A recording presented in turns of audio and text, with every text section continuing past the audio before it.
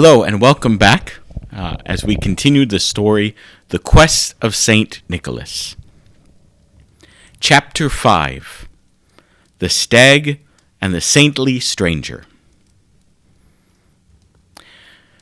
Nicholas and the 7 elves traveled by foot through the wintry wilderness for several days. Nicholas was very glad for their company. Some days they talked much, and other days were more somber and silent. But whether they talked, sang, told stories, or walked in silence, Nicholas realized how much their company inspired him and strengthened him. There was something about them facing this with him that made his body less weary and the winter a little less cold.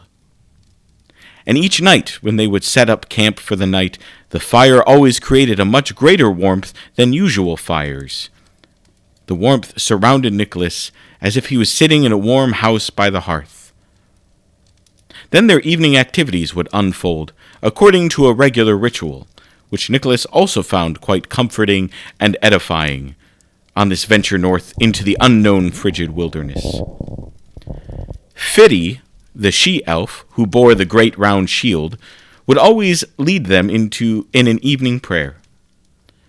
Temps, one of the 2 male elves who walked with a wooden staff, would always carry the cooking supplies and would prepare food for them.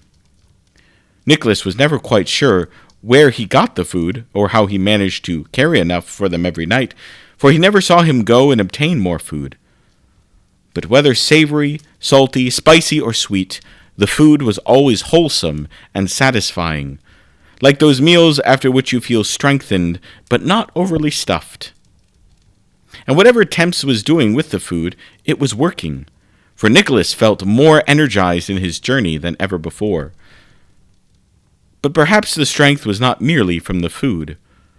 Each night after the meal, there would be stories and songs. Prudy, the other male elf with the walking stick, the one who wore spectacles, always had some interesting story that would usually teach a moral lesson or would be a historical tale of how places or kingdoms came to be.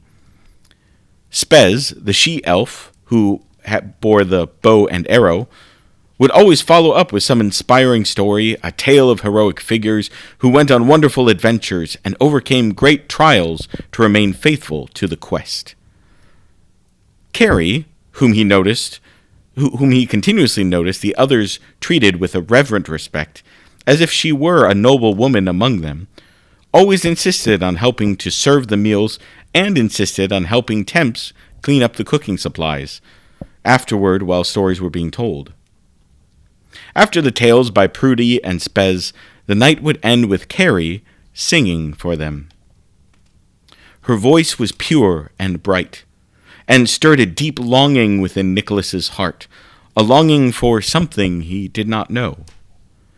As she sang, the other 6 elves would hum and sing along in harmony. Their singing would awaken parts of his heart and soul that he hadn't even known were there. It was as if their music fanned into flame a dying ember, a spark deep down in the depths of his being, bringing a life and light that he never knew he had ever lost or missed. Some nights the songs were bright and happy, and other nights slower and tinged with heartache. And yet all of them seemed to be movements of that same great song. Sometimes the elves would sing in a language he could not understand. Sometimes they would sing in a language he could understand, and other times it would be a language he did not know. But whatever the language or key of the song, it always moved him deeply. Sometimes even to tears. Some nights, tears of heartaches, other nights, tears of joy. As they traveled their journey north, the days gradually grew darker and colder and gloomier. The daylight hours seemed to lessen and lessen, and even when it was daylight, the light seemed muted, dimmed. It was as if the days and the world were under an ever-tightening grip of whatever evil, beastly darkness they would confront, advancing upon the world with its dominion of darkness, cold, and dreariness. Even with all the joy and encouragement of the elves, days of trudging through thick snow and cold winds still brought weariness to the body and soul. Their progress northward slowed to a trickle as it got more difficult, not only to drag their feet through deepening snow, but also to orient themselves in the right direction. Each day, the sun and stars were ever more obscured by frigid fog and cloud. This led to frequent stops in conversation with the elves about which way was north. And thus with these days came not only a growing weariness, but also a growing desolation in Nicholas's soul. He was on the verge of frustration and anger, for he began to question the whole point of this journey. Was it all just to wander aimlessly in this wilderness until he froze to death? Certainly, it was a more pleasant journey with his 7 companions, now friends, but was this all just a hopeless venture? Had he expected too much of himself to be the one to confront the darkness and venture north only to realize that in his fragility he would be taken out by frigidity? How brash, how foolish, how pointless. He had promised so much, so boldly to take on this great task, to save the world, to save the children, to save Basilios, only to fail. It was on a day when Nicholas felt particularly weary and desolate, when, after much intense conversation with the elves, they at last settled on following a certain path through the woods, which was not so much a path as a slightly less dense stretch of trees, perhaps a small snow-covered stream bed. It as the blowing snow and fog had grown so thick that they could barely see but a few feet in front of them, they really had no other course to follow. They followed this slow-going path for some time until they came to an intersection. They could just barely make out the path splitting off into 3 other directions, like a great crossroads. As now they had a decision to make, conversation ensued with the elves as to which way to go. It was at this moment that the fog cleared ever so slightly, and that they saw not far from them a great stag looking upon them. It stood bold, powerful, and majestic, its eyes not filled with fear, as often the eyes of wild animals are when they see a human, but rather of expectancy. The stag in its own right was a striking creature, but what made it all the more majestic and stunning was a great blazing torchlight that glowed and flickered between its mighty antlers. What appeared at first as merely a great flame, upon closer inspection, was a flame in the shape of a glowing cross. After looking at them for some moments, the stag turned and walked a few paces down one of the paths. It then paused and looked back, as if waiting for them to follow. The stag won't lead you astray. It has always led me down the right path. Nicholas jumped, as the voice did not come from one of the elves, but from the trees beside the path. A man stood among the trees, wrapped in furs and a cloak, leaning on a great bow. "Who are you?" said Nicholas. "You startled me, sir, as I thought these woods were quite uninhabited." "Peace, brethren. I mean you no harm. I am called Eustace. I came in the name of the Moon Maiden, whom I understand is guiding your quest, and I believe she spoke to you about such a moment in your journey." At that moment, the words of the Moon Maiden echoed in Nicholas's mind. "Second, a sign. When you have lost your way and know not where to go, follow the shining sign of his sacrifice. When at a crossroads, follow the cross." Nicholas had seen the stag with a great blazing cross between its antlers, standing in the crossroads. Of course, this is the cross they were supposed to follow.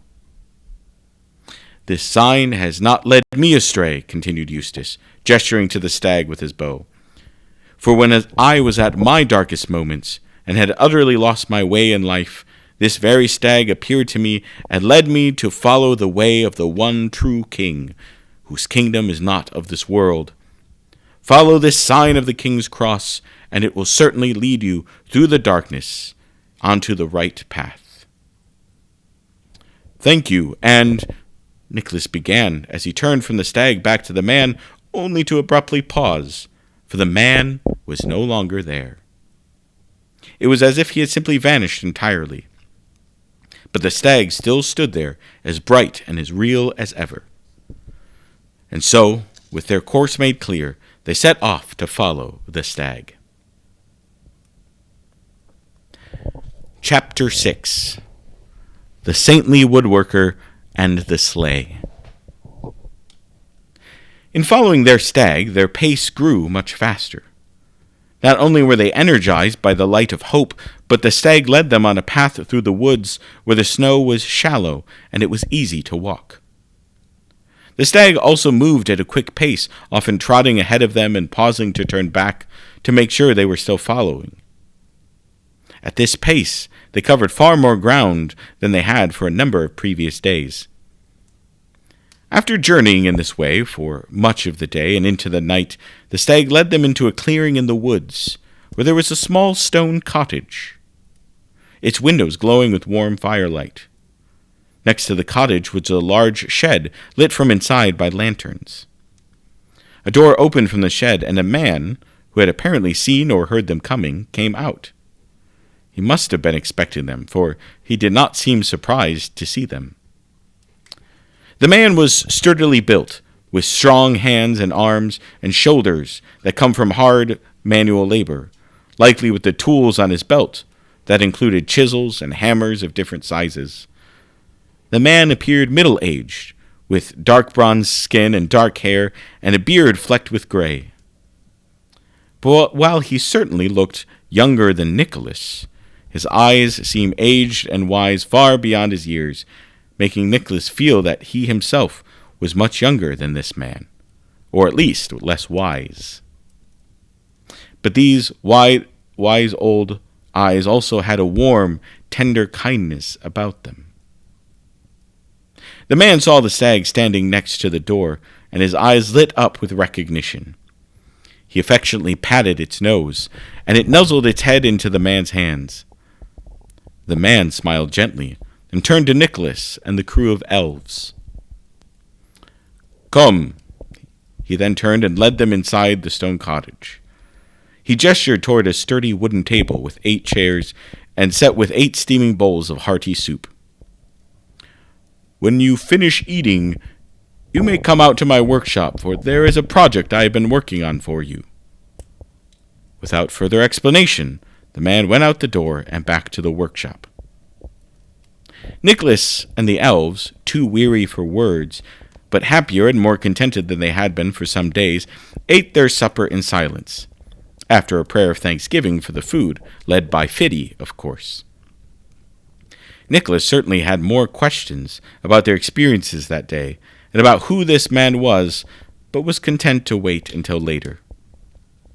The elves seemed to have had a look of recognition in their eyes when they saw this man, and seemed perfectly willing to trust him. And for now, that was enough for Nicholas. For he had grown to trust in and rely upon these 7 companions of his, of whom he had grown very fond. After they finished their supper, they headed out to the workshop. They stepped in through the door, and Nicholas was shocked to see a large crimson sleigh in the middle of the shed. The sleigh was finely polished, carved with beautiful, intricate swirls. It was made of a deep reddish wood and accented with painted swirls of red edged with gold. It was beautiful. And the 2 bench seats were large enough for Nicholas and all 8 companions to fit. There was even a large compartment at the back of the sleigh to store supplies for a long journey, which looked well stocked with food, warm blankets, and other supplies they may need. The sleigh was hitched to a team of 8 reindeer, and in front of the reindeer was the great stag with the glowing cross between its antlers, who again looked at them expectantly. Nicholas looked around for the man who had greeted them, but he was nowhere to be seen. "This is the project he was speaking of," said Prudy. "Come, Nicholas," said Fort, the tall and sturdily built elf, who stood a head taller than the other elves. Your quest awaits you. And thank the Moon Maiden, for this sleigh will only make our course that much smoother as we venture deeper into the unknown that awaits us." Fort then enthusiastically jumped into the front seat of the sleigh, looking eager for more adventure. "Yes, thank the Theotokos. But where is the man who fed us and built this for us, so that we may thank him?" asked Nicholas.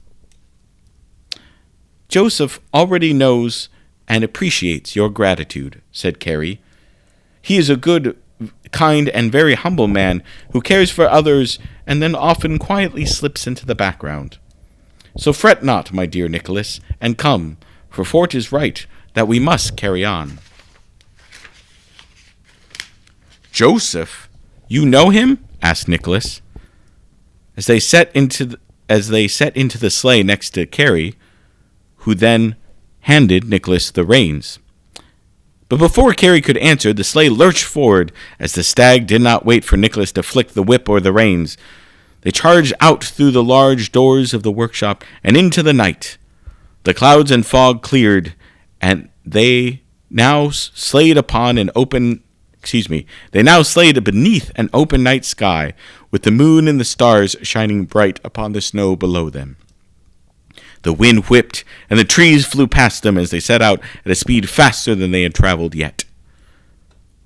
Nicholas glanced over his shoulder to take a last look at the little stone cottage. In the clearing, Nicholas was baffled to see the wooden workshop standing alone in the clearing. The stone house was nowhere to be seen. For a brief moment, a shadow passed over the moon, and he could have sworn it was in the shape of a small stone cottage being carried by winged creatures. "Yes, I do know him," Carrie finally answered. Now that their journey was underway, "He had spent many more evenings listening to my music than even you have, good Nicholas," she said with a smile and a wink. "For he is the beloved spouse of the Moon Maiden herself. That man was none other than the good Saint Joseph himself." Nicholas's mind reeled with wonder at this marvel, and at all the marvels he had experienced already on this journey. He looked up at the night sky under which they rode, and smiled at the moon shining down on them, saying a prayer of thanks for the watchful guidance of the Moon Maiden, and even more for the light of her sun that she reflected through her to them. He sighed in wonder. Then Carrie began to sing one of her songs in some ancient language, which seemed both strange and yet somehow familiar. The melody was both haunting and comforting, and the tinkling of the small bells on the reins seemed to jingle along in a mysterious harmony. And smiling with a joy he had not felt for some days, Nicholas fell into a deeper, more sound sleep than he'd had for many nights.